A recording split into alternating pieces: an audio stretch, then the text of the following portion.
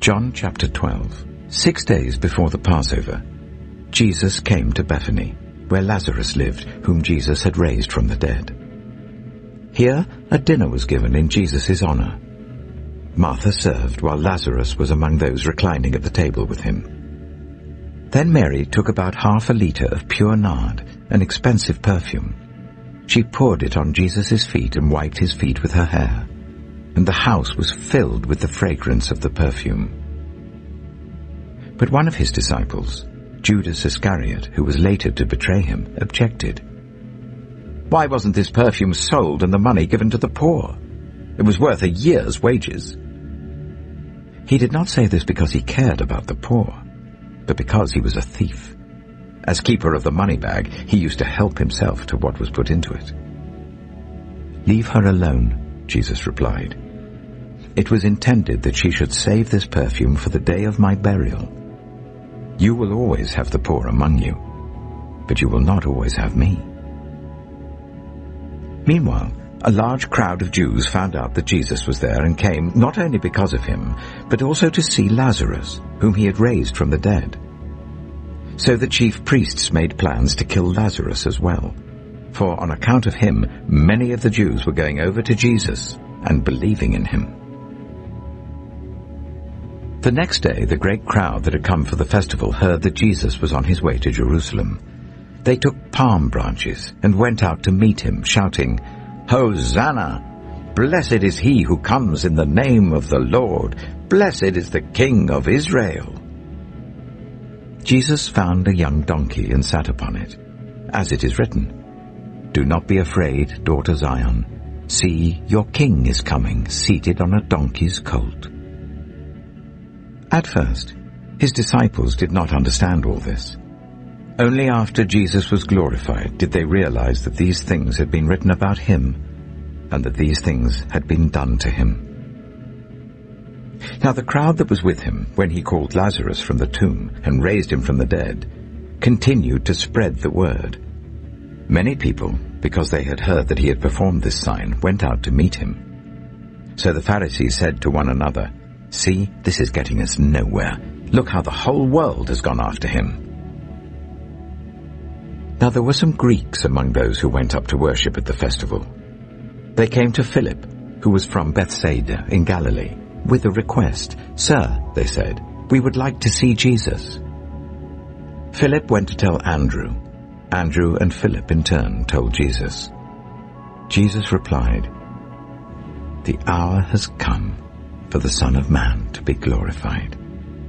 Very truly I tell you, unless a grain of wheat falls to the ground and dies, it remains only a single seed.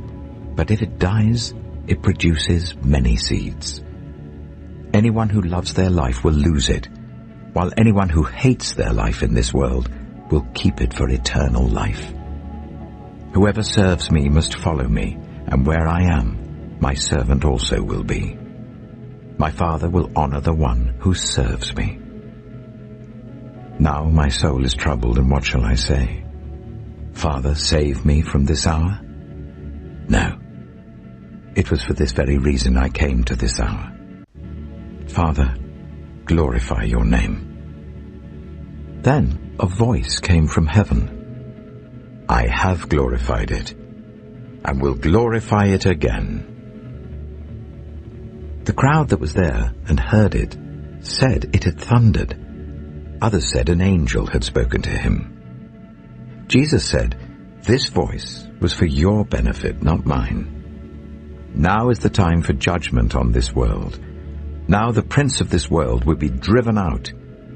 And I, when I am lifted up from the earth, will draw all people to myself." He said this to show the kind of death he was going to die. The crowd spoke up. "We have heard from the law that the Messiah will remain forever, so how can you say the Son of Man must be lifted up? Who is this Son of Man?" Then Jesus told them, "You are going to have the light just a little while longer. Walk while you have the light, before darkness overtakes you. Whoever walks in the dark does not know where they're going. Believe in the light while you have the light, so that you may become children of light." When he had finished speaking, Jesus left and hid himself from them. Even after Jesus had performed so many signs in their presence, they still would not believe in him. This was to fulfill the word of Isaiah the prophet. "Lord, who has believed our message, and to whom has the arm of the Lord been revealed?" For this reason they could not believe, because, as Isaiah says elsewhere, "He has blinded their eyes and hardened their hearts, so they can neither see with their eyes nor understand with their hearts, nor turn, and I would heal them." Isaiah said this because he saw Jesus' glory and spoke about him. Yet at the same time, many, even among the leaders, believed in him. But because of the Pharisees, they would not openly acknowledge their faith, for fear they would be put out of the synagogue. For they loved human praise more than praise from God.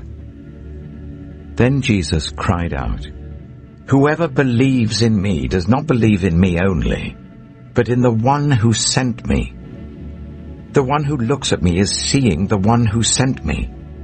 I have come into the world as a light, so that no one who believes in me should stay in darkness. If anyone hears my words but does not keep them, I do not judge that person. For I did not come to judge the world, but to save the world. There is a judge for the one who rejects me and does not accept my words. The very words I have spoken will condemn them at the last day. For I did not speak on my own, but the Father who sent me commanded me to say all that I have spoken. I know that his command leads to eternal life. So whatever I say is just what the Father has told me to say."